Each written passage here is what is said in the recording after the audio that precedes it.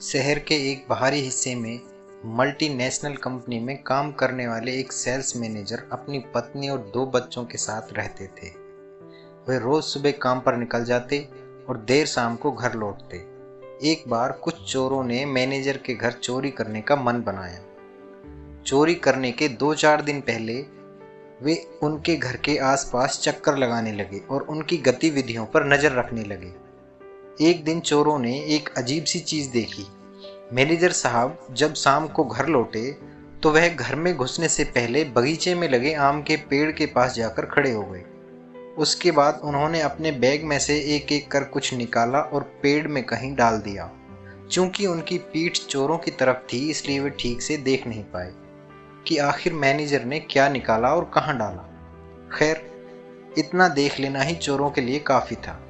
उनकी आंखें चमक गई। उन्होंने सोचा कि जरूर मैनेजर ने वहां कोई कीमती चीज या पैसे छुपाए होंगे। मैनेजर के अंदर जाते ही चोर थोड़ा और अंधेरा होने का इंतजार करने लगे और जब उन्हें तसल्ली हो गई कि मैनेजर साहब खा पीकर सो गए हैं तो वे धीरे से बाउंड्री कूदकर उनके घर में दाखिल हुए। बिना समय गंवाए वे आम के पेड़ के पास पहुंच गए और मैनेजर साहब की छिपाई चीज ढूंढने लगे। चोर हैरान थे। बहुत खोजने पर भी उन्हें वहां कुछ नजर नहीं आ रहा था। वे समझ नहीं पा रहे थे कि आखिर मैनेजर ने किस चतुराई से चीजें छिपाई हैं कि इतने शातिर चोरों के खोजने पर भी वे नहीं मिल रही हैं। अंत में हार मानकर चोर वहां से चले गए। अगले दिन वे फिर छिपकर मैनेजर के ऑफिस से लौटने का इंतजार करने लगे।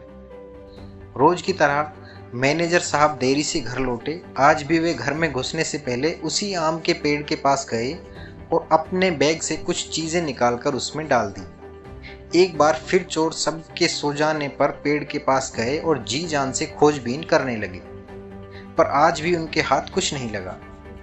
अब चोरों को कीमती सामान से अधिक ये जानने की जिज्ञासा होने लगी कि आखिर वो मैनेजर किस तरह से चीजों को छिपाता है कि लाख ढूंढने पर भी वो मिल नहीं पाती।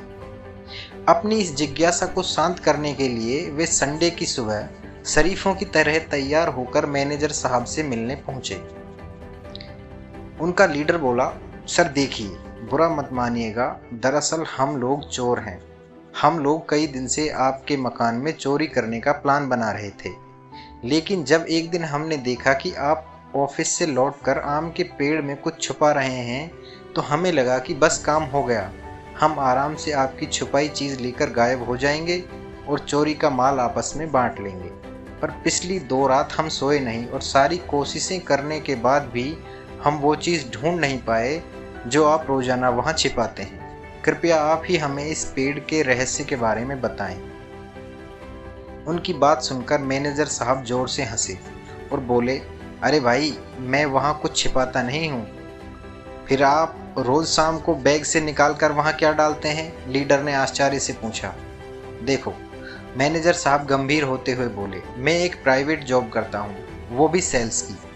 मेरे काम में इतना प्रेशर होता है, इतनी स्ट्रेस होती है कि तुम लोग उसका अंदाज़ा भी नहीं लगा सकते। रोज किसी नाराज कस्टमर के ताने सहने पड़ते हैं।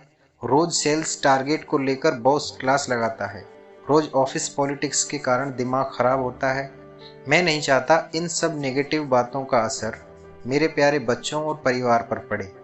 इसलिए जब मैं शाम को इन तमाम चीज़ों को लेकर साथ लौटता हूँ तो घर में घुसने से पहले मैं इन्हें एक एक करके इस आम के पेड़ पर टांग देता हूँ।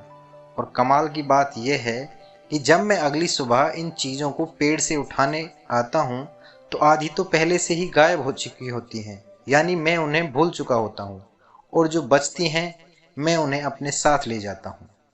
चोर अब पेड़ का रहस्य समझ चुके थे। वे चोरी में तो कामयाब नहीं हुए, लेकिन आज एक सीख और बहुत बड़ी सीख लेकर घर लौट रहे थे।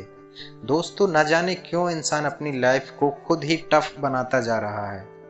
पहले के लोग जहां सुख सुविधाओं के कम होने पर भी खुश रहते थे, टेंशन फ्री रहते थे, आज सब कुछ होने पर भी हम एक स्ट्रेसफुल लाइफ जी रहे हैं। इस कंडीशन को रातों रात बदला तो नहीं जा सकता, पर एक काम जो हम तुरंत कर सकते हैं वो है अपनी स्ट्रेस का असर अपने परिवार पर ना पड़ने देना। आपने कई बार सुना भी होगा, ऑफिस को ऑफिस में रहने दो, घर मत लाओ। शायद पेड़ का रहस्य आपको इस बात को अमल करने में मदद करे। तो चलिए अपने आप से एक वादा करिए कि आज से आप भी बाहर की टेंशन को घर में एंटर नहीं होने देंगे और ना ही उसका असर अपने बिहेवियर पर आने देंगे। आज से आप भी अपनी नेगेटिविटी को घर के बाहर कहीं टांग कर आएंगे।